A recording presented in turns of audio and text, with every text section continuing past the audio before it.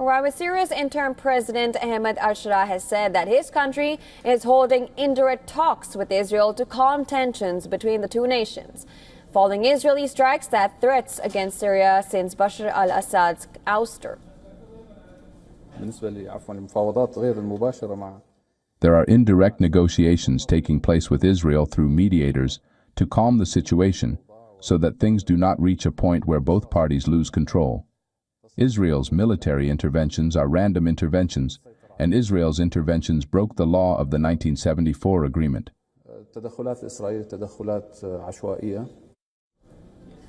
Al-Sharaa made this statement on his first visit to Europe since taking office in January, as he seeks to broaden ties to Western countries.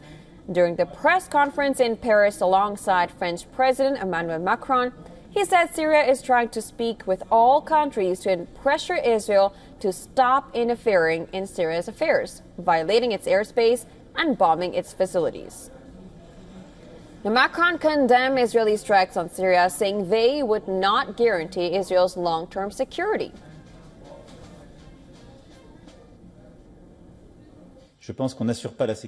I think that you cannot ensure the security of your country by violating the territorial integrity of your neighbors. And on that point, I won't play double standards with anyone. And so I think that I would like to see the closest possible dialogue with Israel, whose security is a daily concern for France. The French president also told the visiting Syrian leader that he must do everything to assure the protection of all Syrians without exception after killings that affected the Alawite and Druze minorities in recent months.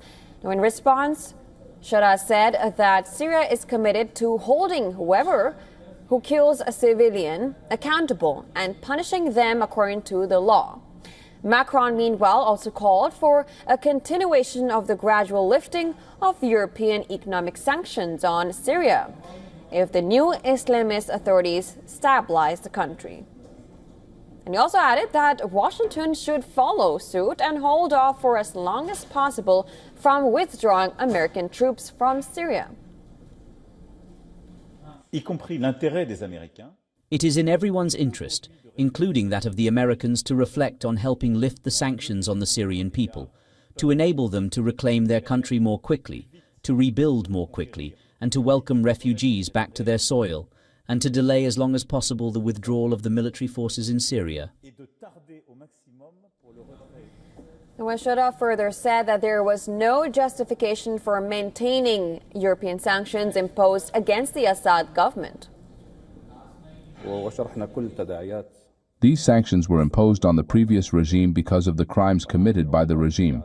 This regime has fallen, and with the fall of the regime, these sanctions must be lifted.